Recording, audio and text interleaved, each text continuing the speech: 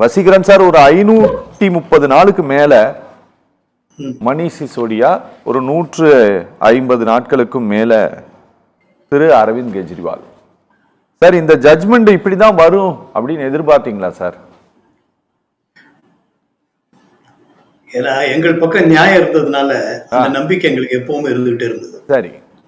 ஏன்னா நாங்க ஊழலுக்கு எதிராக ஒரு கட்சியே ஆரம்பித்தவங்க. சரி. மக்கள் எங்களை நம்பிதான் ஒரு ஃபுல் மெஜாரிட்டியோட, கம்பிங் மெஜாரிட்டியோட தொடர்ந்து எங்களை வந்து கொடுத்துட்டு இருந்தாங்க. சரி. அதனால வந்து எங்களுக்கு இந்த நல்ல தீர்ப்பு வரும், ஏதாவது ஒரு சில நல்ல நீதிபதிகளா இருக்கத்தான் செய்யறாங்கிறது இந்த தீர்ப்பு எங்களுக்கு ரொம்ப மகிழ்ச்சியை கொடுத்துருக்கு. சரி. கண்டிப்பா வந்து இது மிக மகிழ்ச்சியான விஷயம். இருந்தாலும் நாங்க இதுல விடுதலை ஆயிருந்தாலும் அவங்க மேல்முறையீடு போறதை பத்தி எங்களுக்கு ஒன்றும் பிரச்சனை இல்லை. ஏன்னா அவங்க போய் தான் ஆகணும், அவங்களுக்கு வேற வழி கிடையாது. ஏன்னா அவர்களுக்கு மான மரியாதை எல்லாம் போயிருச்சு. ஏன்னா அவர்கள் செய்த தவறுக்கு அவர்கள் இதையே தான் செஞ்சுக்கிட்டு இருக்காங்கிறதுக்கு இன்னைக்கு உறுதிப்படுத்தப்பட்டுருச்சு. அரவிந்த் கெஜ்ரிவால் அவர்களையும் மணீஷ் சிசோடியா, இதுக்கு முன்னாடி இதே போல சத்யேந்திர ஜெயின் என்ன போன்றவங்களெல்லாம் இதே வேலை தான். அவங்க இதை வச்சு கைது பண்றது, அவமானப்படுத்துறது, இமேஜை ஸ்பாயில் பண்றது. ஏன்னா நாங்க நினைச்சுக்கிட்டு இருந்தோம் ஓட்டு மிஷின்ல தான் இவங்க திருடிட்டு இருக்கிறாங்க அப்படின்னு நினைச்சிட்டு இருந்தோம். இப்ப இதை வச்சுதான் வந்துட போறாங்க. அப்புறம் தெரிஞ்சது எஸ்ஐஆர் ஒண்ணு அடுத்தது பயன்படுத்துறாங்கன்னு தெரிஞ்சு. இதோட இப்ப என்ன அடுத்து என்ன பண்ணாங்க, இமேஜ் டேமேஜ் பண்றது அப்படின்னு ஒரு முடிவுல. இப்ப இமேஜ் டேமேஜிங்ல தான் இந்த சிபிஐ இந்த அமைப்புகள்லாம் அவர்களுடைய அடியாட்களாக, அவர்களுக்கு கையாட்களாக பணியாற்றிட்டு இருக்கிறாங்க.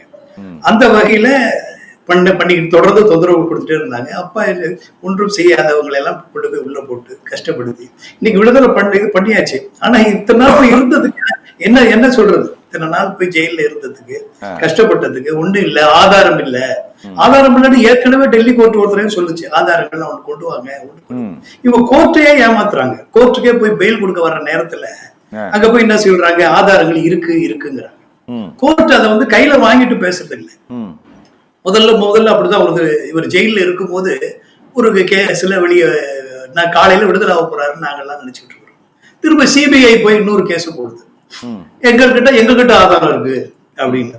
இப்படியே சொல்லி இவர்கள் தொடர்ந்து இந்த சட்டத்தையும், அரசியலமைப்பு சட்டத்தையும், இந்த ஜனநாயகத்தையும், மனித மாண்புகளுக்கெல்லாம் எதிராகவே இவர்கள் தொடர்ந்து செயலாற்றிட்டு இருக்காரு.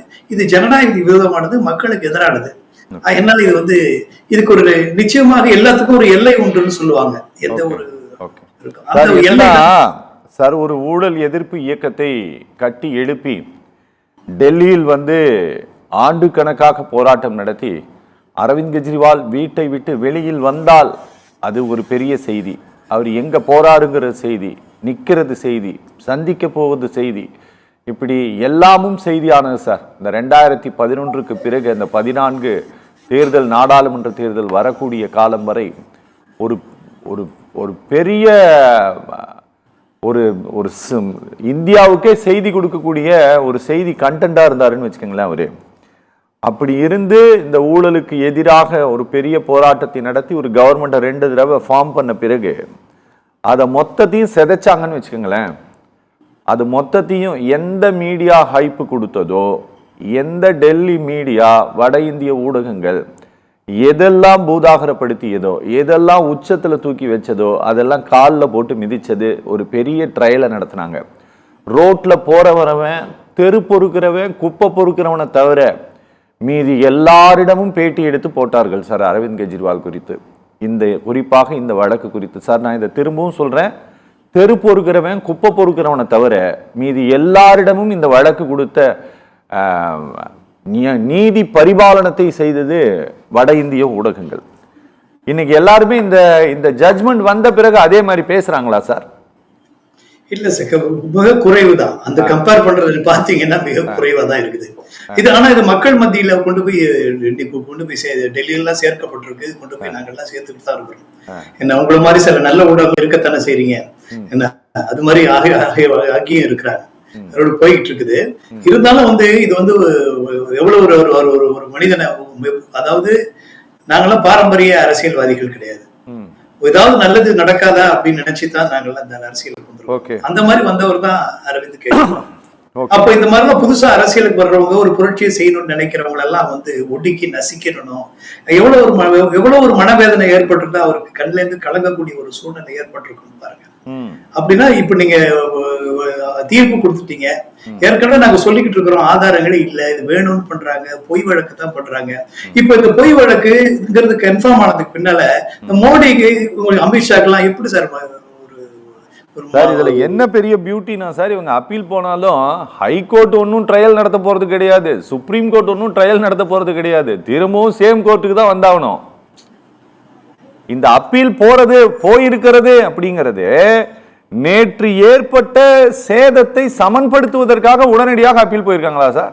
வேற என்ன செய்ய முடியும்? வேற என்ன இதுக்கு அவங்க ஒண்ணு என்ன செய்ய தெரியாது. ஏன்னா இன்னும் இருக்காங்க தானே சார். நாளைக்கு கவர்னர் போற கவர்னர் பதவி கிடைக்கக்கூடிய ஜட்ஜிகளும் இருக்கத்தான் செய்யறாங்க. எம்பி ராஜ்யசபா எம்பி கிடைக்கக்கூடிய ஜட்ஜிகளும் இன்னும் இருக்கத்தான் செய்யறாங்க. அதனால வந்து அந்த நம்பிக்கை எல்லாம் அவங்களுக்கு இருக்கு. ஏற்கனவே இந்த மாதிரி நம்பிக்கையில அவங்க இருக்கு. இருந்தாலும் இது வந்து ரொம்ப இவங்க செஞ்சிருக்க கூடியது இந்த நாட்டுக்கே பெரிய துரதிருஷ்டமா. Okay sir, okay.